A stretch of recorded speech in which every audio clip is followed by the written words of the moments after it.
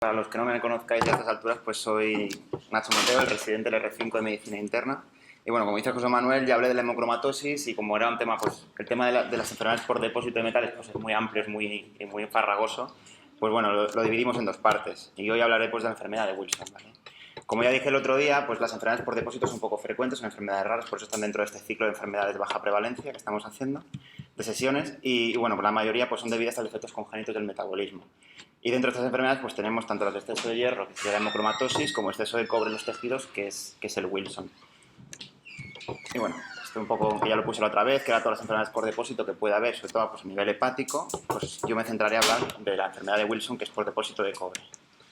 Y bueno, que ya entrando en materia, ¿qué es la enfermedad de Wilson? Pues es una enfermedad congénita del metabolismo que lo que impide es la excreción biliar y el transporte del cobre por las células, motivando que se acumule y produciendo los efectos tóxicos del cobre pues, en los tejidos, sobre todo en los órganos diana, que serían pues, el hígado a nivel cerebral y a nivel de la córnea. Las manifestaciones clínicas, por tanto, pues son la mayoría pues, son hepáticas, son tanto hepáticas como neurológicas como psiquiátricas y pueden salir, pues, pueden presentarse de forma única o en combinación estas. Y bueno, decir que la edad del diagnóstico de la enfermedad de Wilson suele hacerse entre los 5 y los 35 años, aunque hay casos en que ha sido diagnosticada en menores de 5 años y también en pacientes mayores de 35. Bueno, decir también que es una enfermedad autosómica recesiva por mutación del gen ATP7B, que se encuentra en el cromosoma 13, y que la incidencia es de un caso cada 30.000 nacidos vivos y que tiene una distribución, es una enfermedad con distribución mundial. Entonces, a nivel hepático, ¿qué es lo que nos podemos encontrar en estos pacientes? Pues bueno, puede tanto desde formas asintomáticas como pacientes que debutan con cuadros de hepatitis aguda o crónica, como cuadros de cirrosis hepática tanto compensadas como descompensadas. Bueno, esto es una biopsia típica de la enfermedad de Wilson, una biopsia hepática, donde con un la tinción de tricrómico de Mason, lo que vemos son pues, fibrosis a nivel portal, inflamación leve también a nivel portal y lo que es muy característico que es la infiltración grasa, que es lo que veis ahí, pues los adipocitos en lo que son los hepatocitos. O sea, la infiltración de grasa en los hepatocitos, perdón. A nivel neurológico, ¿qué es lo que nos podemos encontrar? Pues inicialmente los síntomas suelen aparecer de forma progresiva, con alteraciones pues, de la mímica o modificaciones en la escritura. También el paciente puede presentar disartria, alteraciones en la marcha, temblores o disminución, por ejemplo, siendo pues, niños y niñas jóvenes, pues distribución en el rendimiento escolar. Y la evolución a nivel neurológico de esta enfermedad pues, puede observarse tanto de forma aislada como concomitantemente, produciendo diversos síndromes, pues, como por ejemplo pues, un síndrome distónico generalizado focal, lo que se llama la fase sardónica en estos pacientes, y con movimientos coreocetósicos. También puede presentarse como un síndrome atáxico, asociado pues, del temblor postural o intencional, y también como un síndrome parkinsoniano, con hipertonía esencialmente a nivel de la musculatura axial. Luego, la disartria y los trastornos de la deglución también son frecuentes. También pueden presentar crisis epilépticas, cuadros comiciales y también pues, modificaciones del carácter y del comportamiento. Y dentro de las manifestaciones neuropsiquiátricas, pues decir que el síndrome depresivo es lo más frecuente, que aparece entre el 20 y el 30% de estos pacientes, también pues, cuadros de alucinaciones y cuadros de psicosis. Y otras manifestaciones que también podemos encontrar en estos pacientes pues es el característico anillo de Kaiser-Fleischer. Característico, pero no aparece en todos los pacientes. Que se suele objetivar pues, con la lámpara de hendidura y que está presente en el 95% de los pacientes que tienen afectación neurológica y en el 52% de los que tienen afectación hepática. También podemos encontrar afectación hematológica en forma de una anemia hemolítica con CUMS negativo. También afectación renal, pues en forma de litiasis o tubulopatías, de forma a nivel articular también, haciendo pues, osteomalacia, osteoporosis o artropatías, y también puede producir afectación cardíaca, con cuadros de arritmias, disautonomías o cardiomiopatías. Pues aquí lo que veis es el anillo de Kaiser-Fleischer típico, este que os he comentado. Como veis, pues es un anillo marronáceo a nivel del iris, pero que no, es patognomónico, pero no aparece en todos los pacientes, ¿vale? Y bueno, dentro de las exploraciones complementarias que debemos solicitar en estos pacientes, pues siempre, como la mayoría de nuestros pacientes, un hemograma, una bioquímica con un perfil básico y un perfil hepático, donde incluyamos pues, tanto las enzimas de citolisis hepáticas, que son las GOT y la GPT, como las de con todas las enzimas de colestasis, que serían pues, la gamma-GT, la fosfatasa alcalina y la bilirrubina, tanto total como directa. Y luego está en un estudio de coagulación y factor 5. Y decir pues, que un perfil hepático normal no nos descarta que haya una afectación hepática. Otras cosas que debemos determinar en estos pacientes cuando tengamos sospecha de un Wilson, pues bueno, la ceruloplasmina en suero. Decir que está disminuida en el 90% de los pacientes y que puede estar aumentada de forma fisiológica en las mujeres embarazadas o en el caso de que en tratamientos con estrógenos. También decir que está disminuida en los niños menores de 1 año y que puede estar disminuida en un sujeto que sea heterocigoto para el desarrollo de la enfermedad. También determinaremos el cobre sérico. Decir que el cobre total suele estar disminuido, los valores normales están entre 70 y 142 microgramos de decilitro, y también podemos calcular el cobre libre, que eso se utiliza para el seguimiento del tratamiento. Y si vemos si el tratamiento es eficaz, es cuando el cobre libre es menor de 10 microgramos de decilitro. Y bueno, calculamos el cobre libre con la fórmula que tenéis ahí abajo, que es el cobre total menos CO3 por célula plasmina en plasma partigación. También determinaremos el cobre urinario en orina de 24 horas, que es muy importante para el diagnóstico. Decimos que hay un Wilson si este cobre urinario es mayor de 100 microgramos en 24 horas, cuando sus valores normales pues, son entre 0 y 60. Decimos que la cupruria pues, está más aumentada, se dice que está más aumentada en las formas neurológicas, y bueno, en algunas formas hepáticas esta puede ser normal y por tanto pues, se puede realizar una prueba de provocación con D-penicilamina que nos ayuda pues, también a ver si aumenta o no aumenta. Y otra determinación que podemos hacer, que no se hace habitualmente, pero en caso de dudas diagnósticas, pues es la determinación del cobre hepático mediante biopsia hepática, lo que es el cobre, la cantidad de cobre peso seco que hay por hepatocito. Pero yo digo que no se suele hacer habitualmente. Dentro ya de lo que son estudios de imagen para el diagnóstico del Wilson, pues bueno, tenemos la resonancia magnética craneal o cerebral, que bueno, lo que nos muestra es alteraciones de señal a nivel del núcleo gris, del dentario de la sustancia negra. En la imagen no es característico, o sea, es característico, pero no tampoco aparece en todos los pacientes con afectación neurológica, pero es la llamada imagen en cara de oso panda, que es por afectación a nivel mesencefálico, que aparece de forma hipointensa en el T1 y hiperintensa en la secuencia T2. También podemos hacer el TAC cuando la resonancia pues, esté contraindicada, una ecografía abdominal que nos puede ayudar también a evidenciar si hay hepatopatía crónica, hipertensión portal o hepatocarcinoma, y luego la gastroscopia pues, en pacientes con afectación hepática por ver si hay datos de hipertensión portal, como varices esofágicas o gastropatía de la hipertensión portal. Y también el examen oftalmológico pues, para ver lo del anillo de Kaiser-Fleischer, ¿vale? Importante también el estudio genético en estos pacientes, pues determinando si está el gen alterado, el gen típico del Wilson, que es el ATP7B, que os he dicho está en el cromosoma 13, en el brazo largo, y bueno, próximo al gen de la esterasa B, retinoblastoma, en esa región que veis ahí. Decir que se han descrito también más de 300 mutaciones distintas de este gen y que la mayor parte de ellas son poco frecuentes. Y bueno, ya entrando en los algoritmos diagnósticos, que es lo que más me gusta a mí, porque es para centrar un poco el tema. Pues bueno, tenemos en un paciente con diagnóstico, para acercarnos al diagnóstico de una enfermedad de Wilson, un paciente que tenga una afectación hepática que no sabamos de dónde viene y sospechemos que pueda ser un Wilson, pues bueno, como ya os he comentado, lo que tenemos que determinar, pues tanto la ceruloplasmina en plasma como el cobre en 24 horas, en orina de 24 horas, y también pues aquí nos dice utilizar también lo que es el estudio de lámpara de hendidura para el anillo de Kaiser-Fleischer. Entonces, en un paciente que tengamos el Kaiser-Fleischer, tengamos la ceruloplasmina en bajita, y el cobre en orina alto, eso directamente es diagnóstico de una enfermedad de Wilson. Paciente que tenga el Kaiser-Fleischer, la ceruloplasmina esté mayor o igual a 20 y el cobre en orina esté alto, pues nos iremos a biopsia, ¿vale? Donde aquí nos dicen que determinaremos eso, el cobre en hepatocito, el cobre a nivel histológico, que si es mayor de 250, pues es diagnóstico de Wilson, si es menor, pues nos iremos a los test genéticos, ¿vale? Que si son positivos, pues es un Wilson, si es negativo, pues pensaremos en otro diagnóstico. Si no tenemos el Kaiser-Fleischer, la ceruloplasmina es bajita y el cobre en 24 horas es menor de 40, nos iremos también a biopsia hepática y un poco pues haremos la cuantificación del cobre, lo mismo que os he comentado antes, que si es mayor de 150, pues tenemos el diagnóstico de Wilson. Y si no tenemos anillo de Kaiser-Fleischer, la ceruloplasmina es bajita, menor de 20, y el cobre es mayor de 40, también iremos a biopsia. O sea, que un poco eso es lo que proponen en algunas guías para el diagnóstico de la enfermedad de Wilson en pacientes con enfermedad hepática.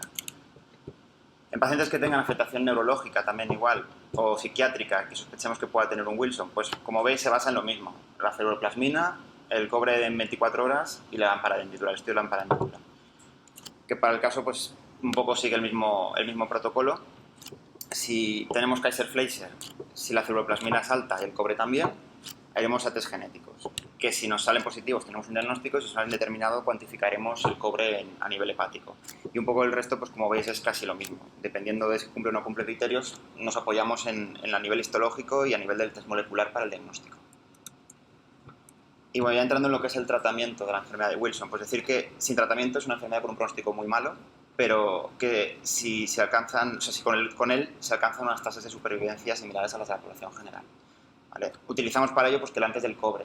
como lo que se deposita es cobre, pues necesitamos medicación que nos impida que ese cobre, digamos, se deposite y produzca la patología.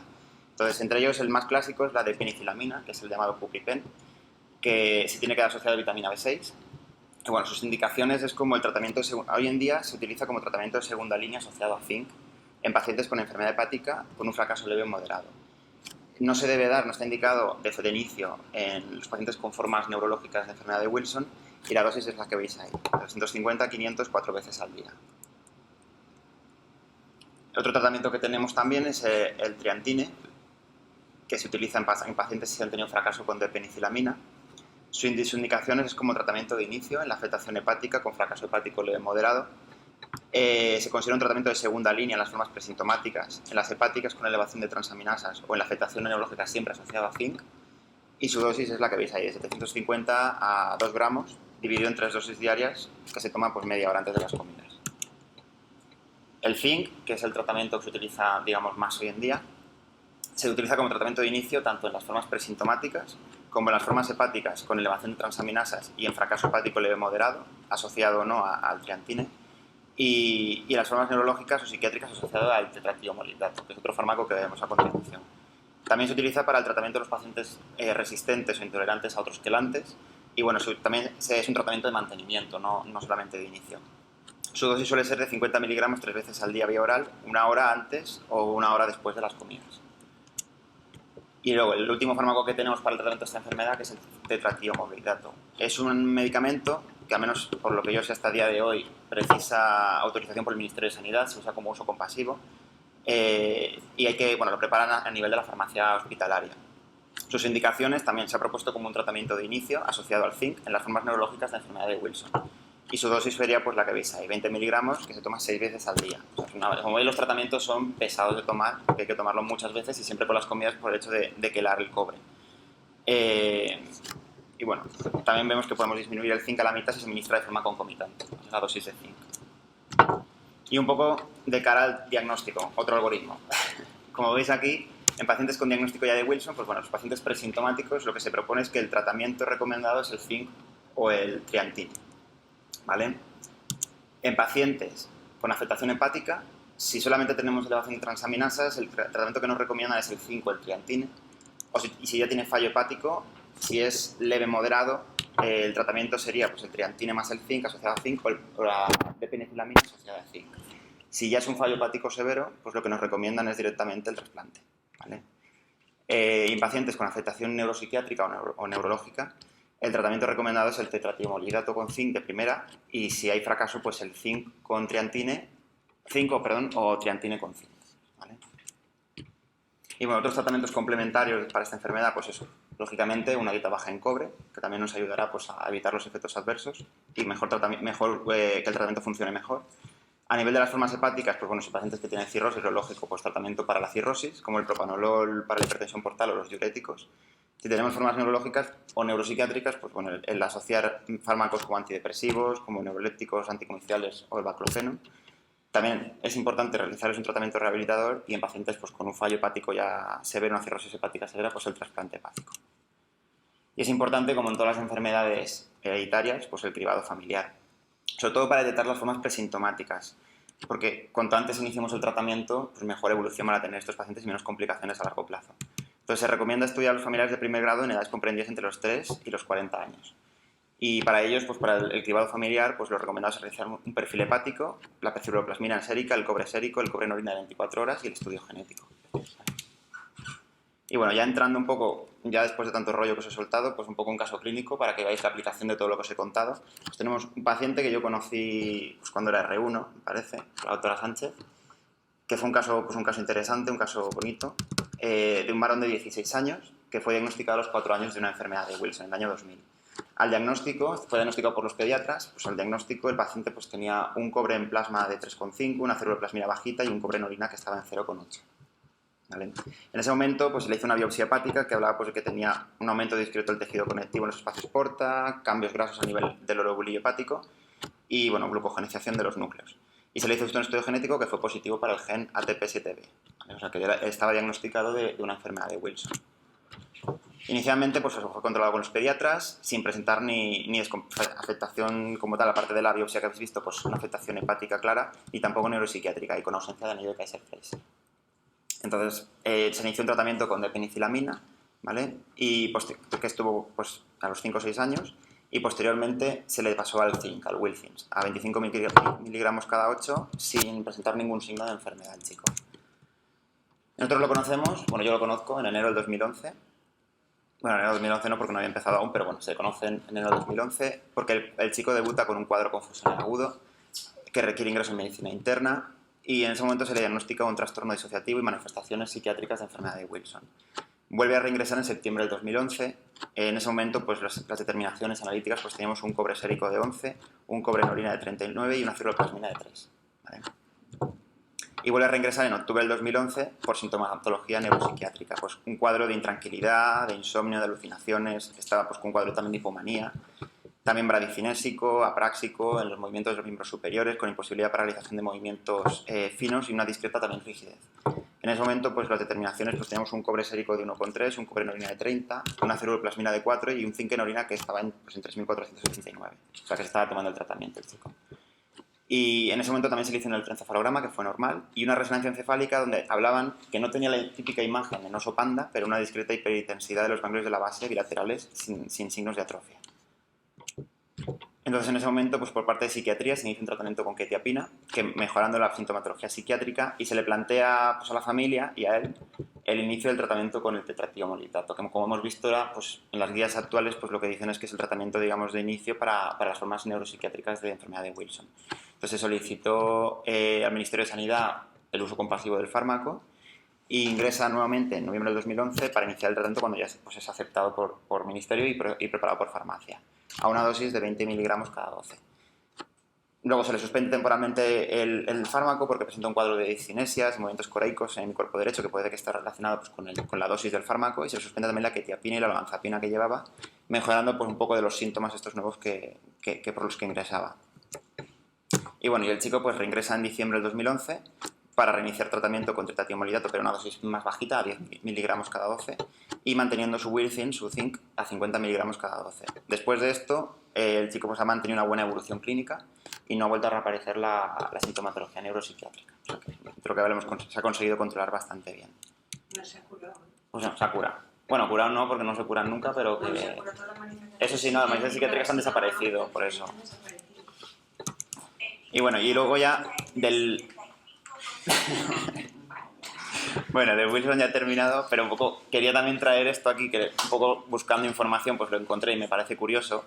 No es por depósito de cobre, es lo contrario, es por deficiencia de cobre, es lo que se llama el síndrome de Menkes, que también es una enfermedad rara, ya que estamos con las raras, pero esta no la veremos nosotros porque es de niños, y esto pues es una metabopatía congénita, pero que está causada en lugar del gen ATP7B, es por el ATP7A. Y lo que produce pues es un defecto en el transporte del cobre desde el intestino a los trocíes, produciendo una deficiencia de cobre. El otro es una herencia recesiva en el cromosoma 13. Este es una herencia ligada al X, ¿vale? O sea que solo lo padecen los hombres. Y bueno, es un cuadro que se caracteriza pues, en niños pequeñitos pues, por espolones óseos, fragilidad capilar, irritabilidad, hipotonía, flacidez, hipotermia, convulsiones, deterioro cognitivo y también pues, mejillas sonrosadas. Como veis, también un cuadro muy neurológico. El diagnóstico también se hace pues, con la determinación de la ceruloplasmina en cobre en sorenorina y con estudios genéticos. El tratamiento es muy poco efectivo, al contrario que en el Wilson, y tiene muy mal pronóstico a corto o medio plazo. Entonces, por eso también en esta enfermedad, pues como en tantas otras, es importante el consejo genético a las familias afectadas. Vale. Y ya está. ¿Qué alimentos llevan cobre? Muchos. El chocolate. Había una tabla, lo que pasa es que no la quise poner porque es muy larga. Mucho el chocolate, el Sí. café, los moluscos. Moluscos, yo me acuerdo de la... Los crustáceos, o sea, todo eso no puede tomar nada. Las gambas. Madre mía. Por eso está todo eso tan bueno. Oye, ¿qué pasa entre enero del 2011 y septiembre del 2011? El paciente empieza con manifestaciones neurológicas y hay 9 meses ahí. ¿Qué es lo que pasa?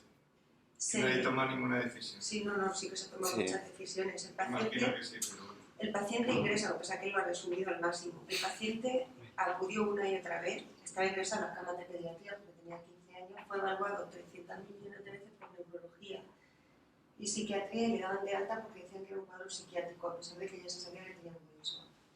Entonces él estaba tomando tratamiento con Wilcis 50, se lo aumentó a 100. Posteriormente empezó a aumentar la sintomatología neuropsiquiátrica y empezaron a tratarlo los psiquiatras, a ponerle más tratamiento. Hizo un síndrome neuroléptico.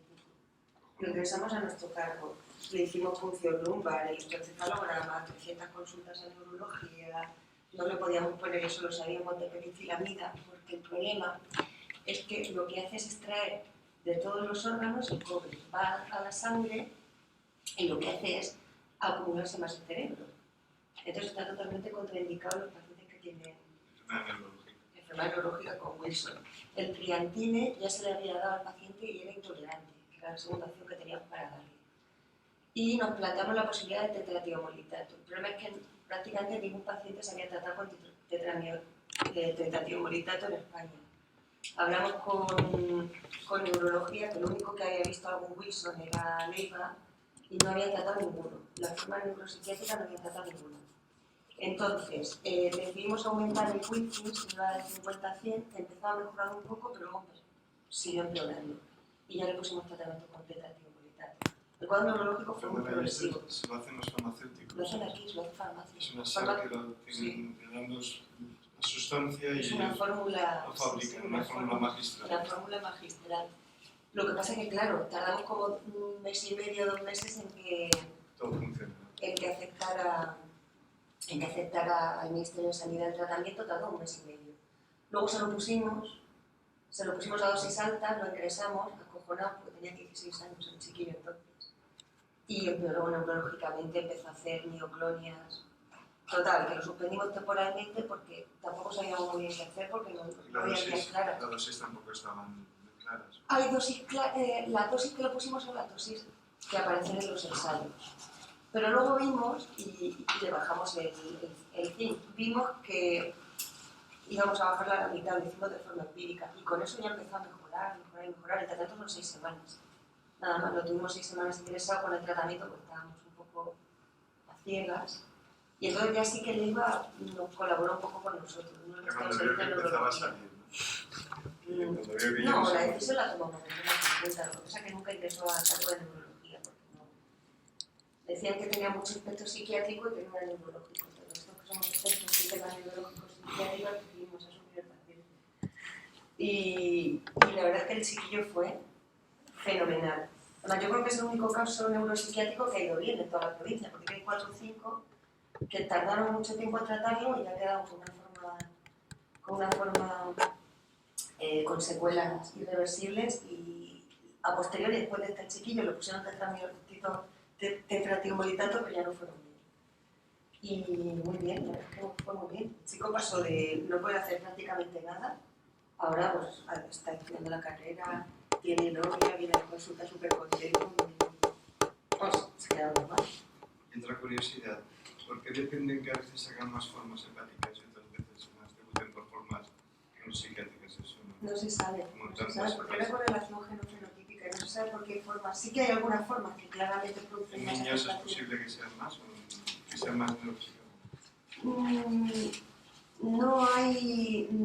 depende fundamentalmente del gen, se supone, pero eso no se sabe por qué. No se sabe por qué hay unas formas más que tienen más... salvo una afectación genética típica, que es la afectación hepática, pero es una enfermedad autosómica recesiva. Es decir, que Y en él tenía... la biopsia hepática este chico no tenía aumento del cobre. No, este chico tenía... lo diagnosticaron en pediatría en San Juan y nos lo enviaron a nosotros la consulta antes de empezar con las manifestaciones neuropsiquiátricas, porque los pediatras de San Juan decían que no había ninguna unidad donde mandarla, que él no tenía afectación hepática, que la unidad hepática de aquí no lo querían ver y en ninguna unidad tampoco le querían ver porque estaba tal, que si queríamos seguir. Entonces empezamos nosotros a seguirlo. Y en un periodo de 6 meses el chico estuvo sintomático, luego empezó a hacer sintomatología neurológica. Él tiene heterotirosis, es decir, tiene 2 genes afectos. Somos cigotos, lo que pasa es que tiene 2 genes diferentes, uno del padre y otro de la madre. Hemos el estudio genético del padre y de la madre, es decir, de la madre del cigoto, el celuloplasmina normal, el padre de uno y la madre de otro. El resto de la historia no hay historia familiar. Lo curioso es que no tenía ni de casi, son el 5% de los está escrito en la forma neuropsiquiátrica. Bueno, el caso fue horrible. Fue horrible porque el chico tenía 15, 16 años y venía con su vida. Sí, y este puede transmitir la enfermedad. Puede transmitir la enfermedad si se casa Cuenta con una con- necesidad. claro. Es decir, si tiene que con una necesidad, eso es muy importante, muy importante. Ahora estoy detrás diciéndole, niño, esa chica no te confía.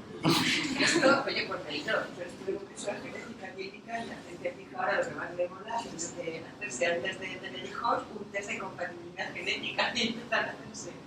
Fundamentalmente le hacen una secuenciación y miran heterocigosis de enfermedades de Wilson, de fibrosis quística, de mucronatosis, y se hacen todos los tipos de Es que ahora es posible con las técnicas estas de microarray, los hacen, detectan todo el genoma, detectan las mutaciones Pues eso puntuales. ya es lo más. Van a matices, van a ver si se llevan bien con el ordenador, si no hay imágenes compatibles. ¿No?